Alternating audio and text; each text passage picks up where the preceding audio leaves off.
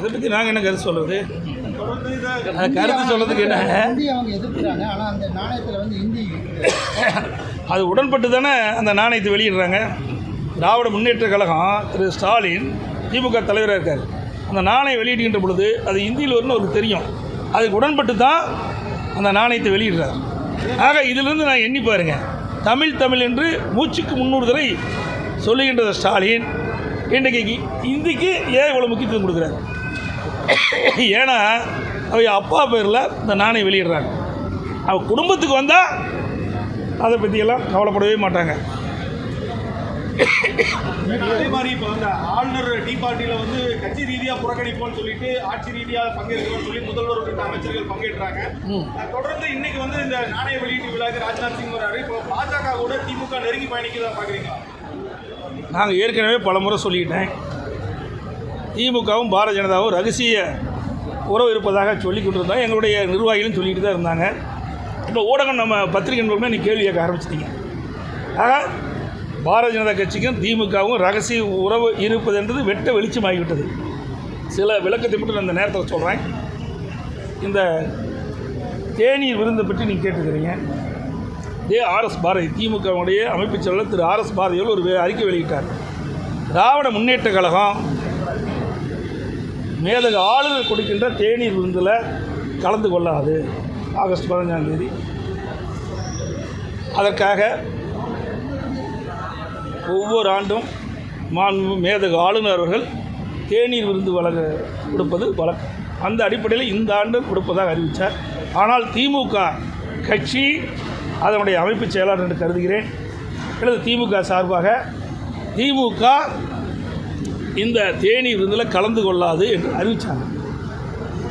இதற்கு பிறகு திரு அண்ணாமலை பாரதிய ஜனதா கட்சியுடைய தலைவர், நாங்கள் 100 ரூபா நாணயம் திரு கருணாநிதியுடைய 100ஆண்டு விழாவில் 100 ரூபா நாணயம் வெளியிடுறாங்க, அதில் நாங்கள் கலந்துக்கிறோம், நீங்களும் மேதக ஆளுநர் கொடுக்கின்ற தேநீர் விருந்தில் போய் கலந்துக்குன்னு சொன்னார்.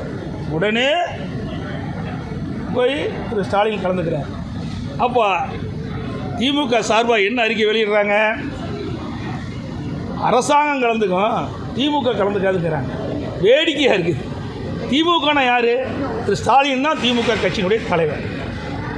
திரு துரைமுருகன் தான் திமுக கட்சியுடைய பொதுச் செயலாளர். ஆக தலைவரும் கலந்துக்கிறாரு, பொதுச் செயலாளரும் கலந்துக்கிறாரு. ஆக திமுக கலந்து கொண்டதில்லை. ஆக இரட்டை வேடம் போடுகின்ற கட்சி திமுக கட்சி. எப்படி ரகசிய உருவகின்ற இருப்பாருங்க. திரு அண்ணாமலை சொல்கிறாரு, அவர் 100 ரூபா நாணயம் திரு கருணாநிதியுடைய 100ஆண்டு விழா 100 ரூபா நாணயம் வெளியிட்ட பொழுது நான் கலந்துக்கிறேன், அதில் நீங்கள் போய் இதில் கலந்துக்க அப்படின்னு சொல்லிக்கிட்ட பொழுது இதிலிருந்து வெளிப்படையாக தெரியுது. அவருடைய உறவை வெட்ட வெளிச்சமாக்கி. பிறகு திமுக கட்சி சேர்ந்த நாடாளுமன்ற தேர்ந்தெடுக்கப்பட்ட பிறகு டெல்லியில் ஒரு தேநீர் விருந்து கொடுக்குறாங்க. அதில் பாரதிய ஜனதா கட்சியினுடைய தேசிய தலைவர் மரியாதைக்குரிய நட்டா அவர் கலந்துக்கிறார். ஏன் திரு ராகுல் காந்தி அவருக்கு கணக்கு தெரியலையா? அதே போல் திரு கருணாநிதி அவருடைய சிலையை திறக்கிறாங்க சென்னையில். அப்போ யார் திறக்கிறா? முன்னாள் ஜனாதிபதி திரு வெங்கையா நாயுடு திறக்கிறார். அவர் யார்? எப்போ இருந்தார்? அவர் பாரதிய ஜனதா கட்சியுடைய தலைவராக இருந்தார், பிறகு அமைச்சராகவும் இருந்தார். அந்த கட்சியை சார்ந்தவர் ஒருவரை வைத்து தான் திறந்தார். எண்ணி பாருங்கள். அனைத்து இந்திய அண்ணா திராவிட முன்னேற்ற கழகம் ஆட்சி இருக்கின்ற பொழுது, பொன்மனச்செம்மல் புரட்சித் தலைவர் எம்ஜிஆருடைய 100ஆண்டு விழா வருகின்ற பொழுது அதை கொண்டாடுகின்ற விதமாக நாங்களும் 100 ரூபா நாணயம் வெளியிட்டோம். அப்போ நாங்களே வெளியிட்டோம். பாரதிய ஜனதா கூட்டணியில் இருக்கும்போது கூட நாங்கள் கூப்பிடல. ஆக இவர்கள் திரு கருணாநிதி அவர்களுடைய 100ஆண்டு விழாவை கொண்டாட வேண்டும் என்பது அவருடைய விருப்பம். 100 ரூபா நாணயம் வெளியிடுவது அவருடைய விருப்பம். ஆனால் வெளியிடுவது யார் என்று தான் கேள்வி. ஆக ஏன் திரு ராகுல் காந்தி கூப்பிட்டு வந்து இதை வெளியிட்டுக்கலாம்ல? இதிலிருந்து திராவிட முன்னேற்ற கழகம் பாரதிய ஜனதாவும் ரகசிய உறவு இருப்பது வெட்ட வெளிச்சமாகிறது. பாதகம் செய்பவரை கண்டால் நாம் பயங்கொள்ளலாகாது பாப்பா, மோதி மிதித்து விடு பாப்பா, அவர் முகத்தில் உமிழ்ந்து விடு பாப்பா.